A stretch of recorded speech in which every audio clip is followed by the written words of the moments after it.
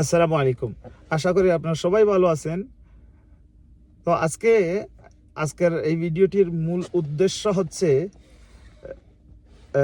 titre de séjour অথবা carte de séjour রিনিউভেলমেন্ট করার জন্য প্যারিস প্রিফেকচারে গিয়েছিলাম। তো খুবই গুরুত্বপূর্ণ একটি বিষয় আমার চোখে ধরা পড়লো। আমি আপনাদের সাথে সেটি শেয়ার করতে চাচ্ছি। আপনাদের হয়তো এটি উপকারে আসবে বলে আমি বিশ্বাস করি। আর যদি পরিশেষে আপনারা দেখেন উপকারে আসে, তাহলে আপনি এগুলি শেয়ার করে দিবেন, যাতে অন্যরা এর থেকে উপকৃত হতে পারে।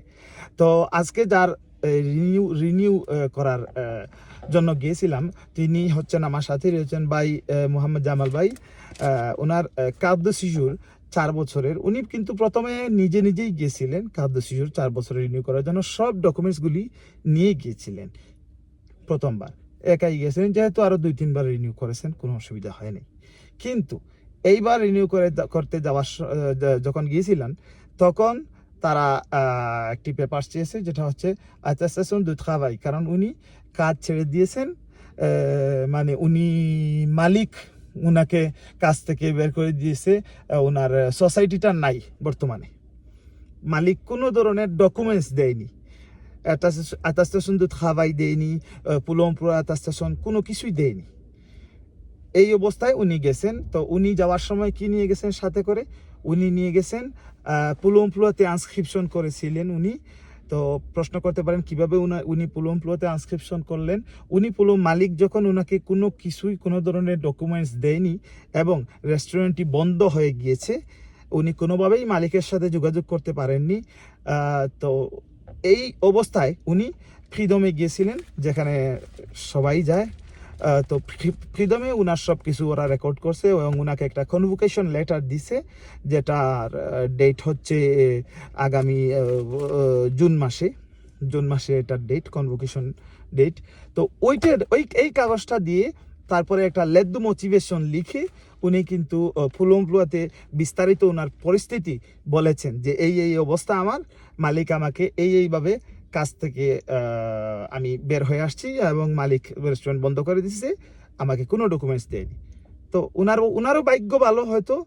আর এই ডকুমেন্টের উপর ভিত্তি করে কিন্তু ফ্রান্স ট্রাভাই তারা কিন্তু ওনাকে আনস্ক্রিপশন ভ্যালিড করে দিচ্ছে এবং উনি প্রতি মাসে কিন্তু এই Pôle emploi যেটা পয়সা, এই টাকাটা কিন্তু উনি পাচ্ছেন 1000, কত টাকা পাচ্ছেন? 1074 ইউরো পার মান্থ উনি পাচ্ছেন। এখন প্রশ্ন হচ্ছে যেটা, উনার কার্ড রিনিউ করার সময় যখন আজকে গত তার 2 দিন আগে প্যারিস প্রিফেকচারে গেছেন, তখন ওরা attestation de travail চাইছে, তো উনি দিতে পারেন নাই। তখন ওরা বলছে, উনি আমাকে যেটা বলছেন, ওরা বলছে কি, ওরা কি বলছিল আপনাকে? attestation de travail ou Pôle emploi attestation de পুলম অথবা, হ্যাঁ আপনি বাংলাই বলেন, সমস্যা, অথবা Pôle emploi attestation দেওয়ার জন্য।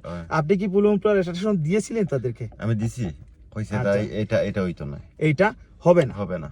ওকে, তারপরে আপনি চলে আসলেন।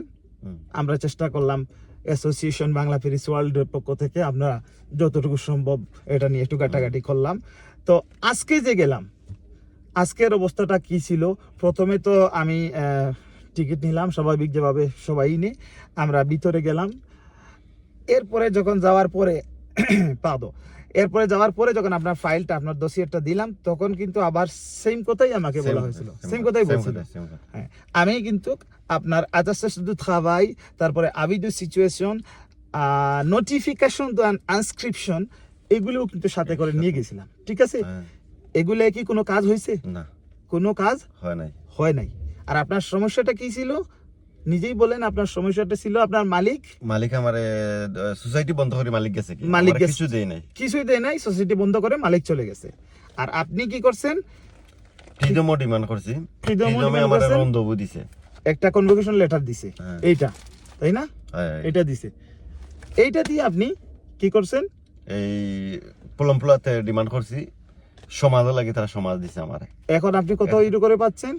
1074 ইউরো কন্টিনিউ চলতেছে। কোন মাস থেকে চলতেছে? 2025-এর অক্টোবর মাস থেকে 2025-এর এখন অবধি পর্যন্ত কিন্তু এটা অঙ্কুর চলতেছে ওনার সমাজ, যেটা আমরা বলে থাকি এই Pôle emploi।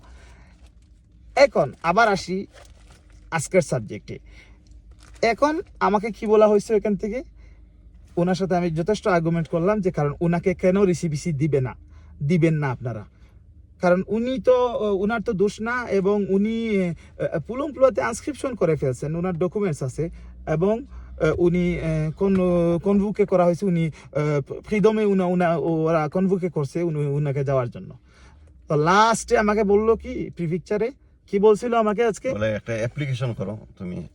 হ্যাঁ মানে প্রিফিকচার আমাকে বললো যে জায়গায় বসে এখানে বসেই উনার বিস্তারিত ঘটনা সম্পূর্ণ ফার্স্ট অ্যান্ড লাস্ট লিখে দেওয়ার জন্য, তাই না? হ্যাঁ। মালিকের সাথে কি হয়েছে, মালিক কিভাবে বাইর করে দিছে, পুলমপুলাতে আপনি কিভাবে গেলেন, এবং কিভাবে আপনি এই যে আনস্ক্রিপশনটা করলেন এবং এখানে টাকা পাচ্ছেন। কারণ বলছি যে পুলমপুলা কোনো কিছুই আমাকে দেয় নাই, আমার সাথে সরাসরি পুলমপুলার কথা হয়েছে।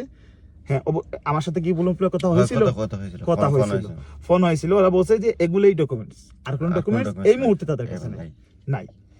তো শেষ পর্যন্ত আমরা কি করলাম জামাল ভাই, এই অ্যাপ্লিকেশন করি আমরা রিসিপিসি দিয়ে দিচ্ছি 6 মাসের। আমরা এই অ্যাপ্লিকেশনটাকে এখানে বসে হাতে আপনার ফুল অ্যাপ্লিকেশনটা আজকে লিখলাম, আপনার সহযোগিতা আমি নিছি, আপনি সব কিছু বলছেন, দুই পাতা 2 পেজের অ্যাপ্লিকেশন, 2 পেজ, আমরা 1.5 পেজ থেকে 2 পেজ প্রায় হবে, আমরা অ্যাপ্লিকেশনটা লিখলাম, লিখে এগুলি জমা দিলাম, দেওয়ার পরে আল্লাহর রহমতে আমরা রিসিপিসি দিচ্ছি 6 মাসের 6 মাসের রিসিপিসি ওনাকে দিছে, এবং সাথে বলে দিয়েছি কিন্তু এখানে একটা খুব গুরুত্বপূর্ণ বিষয় জেনে রাখেন, তারপরেও কিন্তু ওনাকে ডিসিশন দেয় নাই যে কার্ড 4 বছরের কার্ড যেটা দিয়ে আসছেন ওটা আবার রিনিউ 100% হবে। ওদের প্রিফিকচার যে শেফ আছে উনি ডিসিশন দিবেন আসলেই কি ওনাকে কি দেওয়া যায়, ওনাকে কি আবার নতুন কার্ডের যে কার্ডটা বারবার রিনিউ হয়ে যাবে, নতুন কার্ড আসবে কি না। তো আলহামদুলিল্লাহ আজকে রিসিপিসি পাইছেন, এটাই আলহামদুলিল্লাহ। আর আশা করছি আমরা একটা ভালো একটা পজিটিভ রেজাল্ট আসবে। এর মধ্যে তো আপনার ফ্রিডমের কনভোকেশন জুনে আছে, তারপরে যদি কাজ ধরেন এটা হচ্ছে অন্য সাবজেক্ট। তো দর্শক আমি আপনাদেরকে চেষ্টা করলাম আজকের এই বিষয়গুলি আপনাদের সামনে বলার, আর জামাল ভাইকে সাথে নিয়ে করার উদ্দেশ্য হচ্ছে আপনারা বিষয়টা যাতে জানতে পারেন ভালো করে। এরকম সিচুয়েশন আমার মনে হয় খুব কম সংখ্যক মানুষই পড়েন, আর পড়লে কি করতে হবে, কি করণীয়, পড়লে আপনার আমি যতটুকু মনে করি প্রথম করণীয় হচ্ছে আপনি ভালো মতো ভাষাটা শিখেন প্লিজ, দয়া করে আপনারা ভালো মতো যদি বুঝিয়ে না বলতে পারেন সাবজেক্টটা, তাহলে রিসিপশন যারা একই থেকে আপনারা ফিরে আসবেন। আবার যদি ভিতরেও যান একটু এদিক সেদিক করে পরে ওরা সব কাগজপত্র গুছিয়ে বিদায় করে দিবে, আপনারা একটা হেসলে পড়বেন, লম্বা সময় আপনাদের নষ্ট হবে, সিজুরের মেয়াদ চলে গেলে কাজও চলে যাবে, এরকম কিন্তু কেস যথেষ্ট আসতেছে।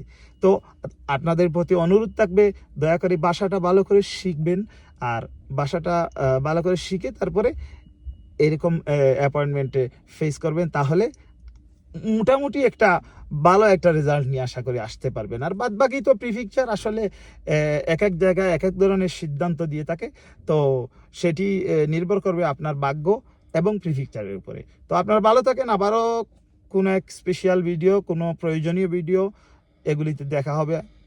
সেই পর্যন্ত সবাই ভালো থাকেন, আল্লাহ হাফিজ, আসসালামু আলাইকুম। আসসালামু আলাইকুম।